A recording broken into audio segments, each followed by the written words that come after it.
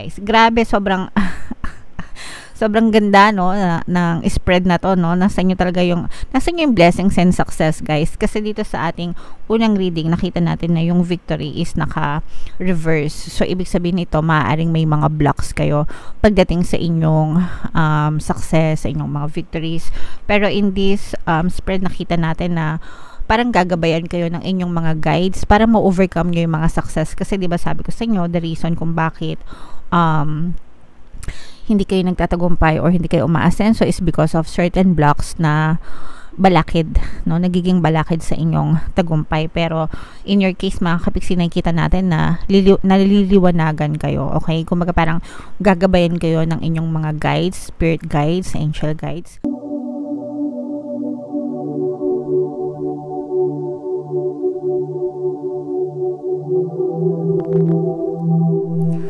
Hello guys, hello Aries, welcome back to Pinay Pixie Tarot. Ang pamagat ng ating episode for tonight is ang ating 4th quarter kapalaran para ngayong October to December, guys, para sa Aries, Sun, Moon, Rising, Sign, and Venus. General reading lang, guys, pwede mag-resonate, pwedeng hindi.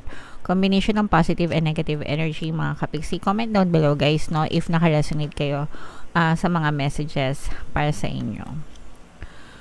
So, ito yung mga paparating sa inyo or yung mga pwede nyong i-expect, mga kapiksi, ngayong 4th quarter ng 2023. So, for some of you guys, nararamdaman natin yung exhaustion or pagkapagod ng iba sa inyo.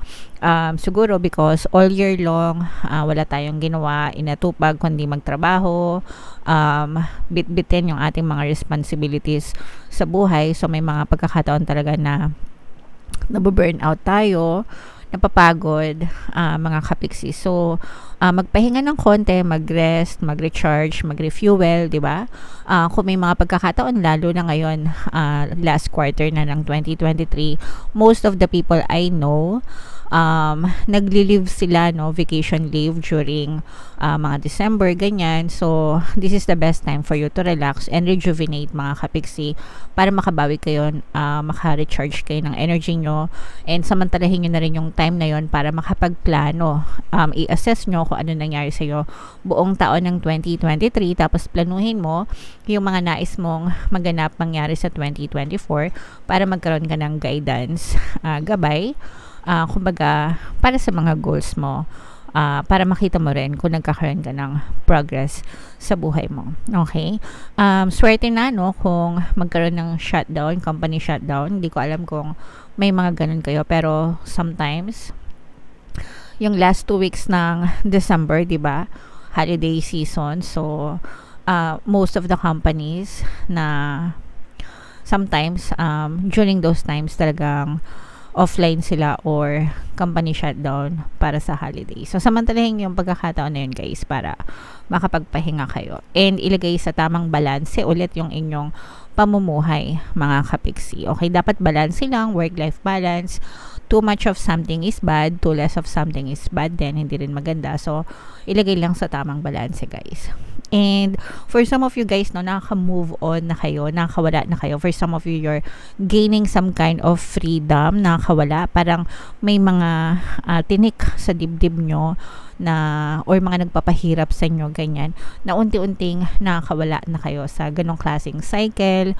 So, this is a very good news for you kasi syempre, lalo na sa mga negative guys, diba? Parang you're free. Mararamdaman nyo yung freedom, sense of freedom, ganyan. So, yeah, that's good news kasi mababawasan na yung mga alaala nyo. Mga tawag dito, hinaing, yan. Mababawasan yung mga alaala nyo ng nakaraan na mga negative naman, okay? Alright. And then, for some of you guys, no, yung mga nanloloko sa inyo, parang unti-unti na rin silang nawawala, unti-unti silang nadidissolve sa buhay nyo. Lalo na kung kayo ay nabiktima ng mga fraud or panloloko ng ibang tao, pwedeng strangers, pwedeng mga kaibigan nyo, or somebody na malapit sa inyo, guys, no? Pwedeng ma-resolve yung mga issues nyo with them kung kakilala nyo sila. Kung hindi nyo naman sila kakilala, parang unti-unti na lang din ma-resolve yung mga issues na yon and mawawala. Kumbaga matatapos na yung chapter na yon sa buhay nyo, mga kapiksi. Alright? And for some of you guys now, there's some kind of blocks pagdating sa inyong success, victory or tagumpay, or pagdating sa pag-attract ng or maaaring nagkakaroon kayo ng blocks somewhere regarding sa mga bagay na nais nyong marating or ma-achieve sa buhay nyo. So, and normal naman yun guys na along the way nagkakaroon talaga ng mga troubles, nagkakaroon ng mga difficulties, pero ang importante is matumbok nyo. Kasi pag alam nyo yung block nyo, madali lang siyang i-overcome. Okay? Madali lang siyang palitan, i-revise, ganyan. And para mawala yung mga balakid na yun regarding sa inyong success. So, focus on gratitude and appreciation. Tigilan yung pagrereklamo, mga kapiksino. Patapos na yung taon. So, dapat tapos na rin yung ugali na pagiging mareklamo, pagiging negatron, no? So, sana sa patuloy yung panonood ng mga videos natin dito sa ating channel, may natututunan kayo, especially yung pag-shift from negative mindset to positive mindset. Kasi yan yung palagi nating ina-encourage na gawin nyo kasi yun lang naman talaga yung magiging solusyon sa mga problema nyo, guys. Alright? So, yan yung mga maaari nyong ma-experience, Aries, ngayong last quarter ng 2023. So, shuffle natin to. Tingnan natin yung mga ganap sa inyo, no? Habang sinashuffle ko to, panoorin nyo muna tong video natin regarding sa ating paano mag-manifest ng abundance video course. Kapiksi, sawa ka na ba sa mga struggles at hirap sa buhay mo?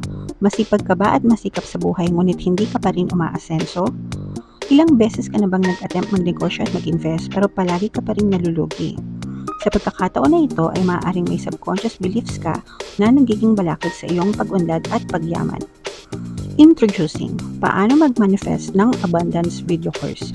Dito ay matututunan mong ma-overcome ang mga balakid mo para tuluyan ka ng umunlad, umasenso, sumagana, maging matagumpay, successful at maswerte sa iyong kabuhayan, pera, trabaho, negosyo, salapi at kaperahan ng bonggang-bongga. Dali, mag-send na ng email sa pinoypixitaro@gmail.com at simulan na ang iyong pagyaman ngayon.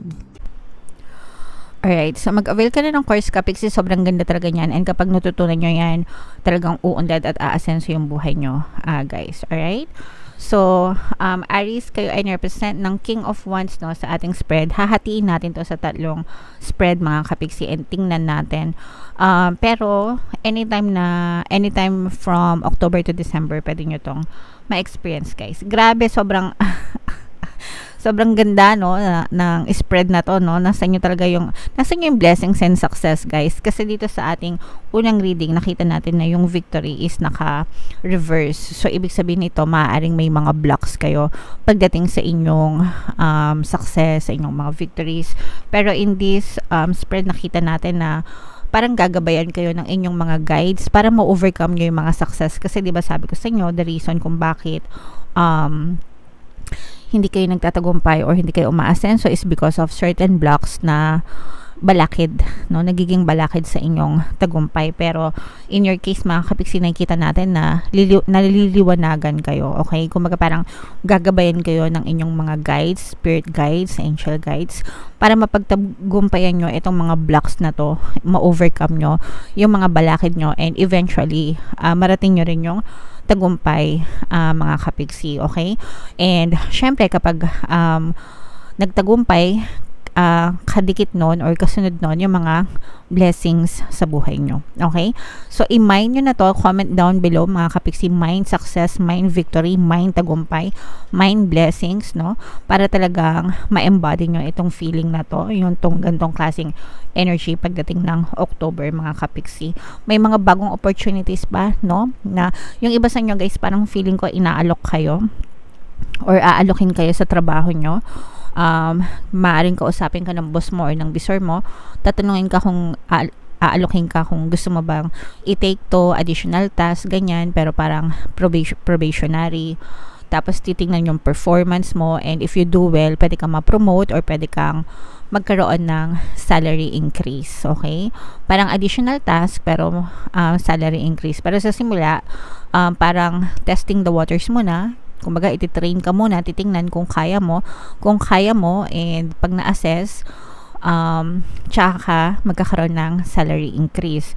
So, this is a good news, lalo na sa mga kapiksi natin na empleyado, no? Kasi, this is your time to shine, guys, no? And sabi ko nga, magtatagumpay kayo. So, i-push-push nyo yan, yung mga pagiging masipag nyo. And, kashing-kashing talaga yung dadating sa nyo. So, mind nyo na yan, mga kashing-kashing na yan, Aries, para talagang dumami pa yung kaperahan nyo sa inyong buhay. Alright? So, November, mga kapiksi, maritime presence ng water sign, Cancer, Pisces, Scorpio. For some of you guys, parang feeling ko merong maiinggit sa inyo dahil dun sa alok or sa offer sa inyo, and maaari kang magkaroon ng conflict sa isa mong katrabaho, ganyan. Although sabi natin kanina, 'di ba, na parang yung mga taong naiinggit sa inyo, unti-unti silang mawawala sa iyong landas, pero dahil sa iyong kagalingan at kahusayan, hindi mawala na parang may mainggit sa iyo, lalo na sa trabaho mo or sa workplace, kapiksi. Parang ito, sumisigaw ito sa isip niya, na parang gigil siya sa iyo na hindi maintindihan. Kasi nakukuha mo lahat ng bagay na naisin mo, samantalang siya, nag-i-struggle siya. And the difference is within your mindset, yung vibration nyo, mga kapiksi. Especially kung ikaw ay napaka-positibong tao, tapos sila ay napaka-negatibong tao, talagang kaiingitan nila yung na-achieve nyo, kasi hindi nila yun makukuha hanggang negatibo sila. So, in your case, siguro mag-ingat na lang kayo, guys, no, sa mga taong pinagkakatiwalaan nyo. Pero nakikita naman natin yung pagiging compassionate nyo dito, no? As in, hindi talaga kayo patola, maunawain. So, habaan nyo pa yung mga PC nyo, mga kapiksi, and intindihin nyo na lang sila. Pero, you also have to protect yourself. Wag masyadong magtiwala para hindi ka, para hindi mag-backfire. Alam nyo yun, parang sometimes kasi pag masyado natin silang kinakausap, yung mga sikreto natin, di ba? Nasasabi nyo na sa kanila na nagagamit nila yun against you. So, baka mag-backfire sa'yo. So, medyo alalay lang, mga kapiksi. Alright? So, yung maaari mo ma-experience sa November. Pero again, guys, anytime, pwede siyang mag-resonate sa'yo. Grabe. Bago matapos ang taon, mga kapiksi, no, didinggin na ni universe yung mga kahilingan nyo, yung mga dasal nyo, and papakita. Ito yung sinasabi natin na parang merong i-offer na iaalok sa'yo na additional task and additional na trabaho, pero meron siyang kaakibat na salary increase or reward or some kind of incentive, and matutuloy yan, mga kapiksi. Lalo na kung kayo ay nag-aspire na umangat sa trabaho nyo, yung ma-promote, ganyan. Pwede naman yung iba, parang hindi naman siya talagang promotion or job promotion, pero may pag-angat. Kumbaga parang hindi mababago yung title nyo. Kung manager kayo, manager pa rin, pero may additional task, pero may additional na sahod. Yun yung maganda. Aanihin mo yung title kung maliit naman sahod, di ba? Ang importante yung may kaakibat na sahod based on your efforts, mga kapiksi. Okay? And lalo pang umaangat yung iyong kabuhayan, mga kapiksi. So, this is a very, very good news sa'yo. And kung ano talaga yung rewards na deserve mo, yung mga sahod, yung mga pera na deserve mo, ganyan, mga biyaya at blessings na deserve mo, ipagkakalob talaga sa yan ni universe. For some of you guys, natututo na rin kayong tumalikod sa mga petty things at yung mga petty na tao. Pag sinabing petty things, petty na tao, parang hindi nyo na masyadong pinapatulan yung mga kanigahan na nasa paligid mo, okay? And that will work for you. Kumbaga parang ikaw yung makikinabang dyan, okay? Kasi you're staying away from negative people, toxic situation. Syempre, mawawala na yon sa quantum bubble mo, and kapag puro positive na lang yung iyong nararamdaman, syempre, positive na lang din yung babalik sa iyo. Alright? So, very promising. I-mine nyo na yung mga pinapamine ko, Aries, no? Comment down below. I-mine nyo na yan para talagang ma-experience nyo sa fourth quarter ng 2023. Ito yung ating September money reading, guys. Kung hindi nyo pa napanood, panoorin nyo na. And ito naman yung ating success stories ng paano mag-manifest ng abundance video course. Thank you for liking, sharing, and subscribing, guys. And see you again next time. I love you all. Have a nice day. Bye-bye.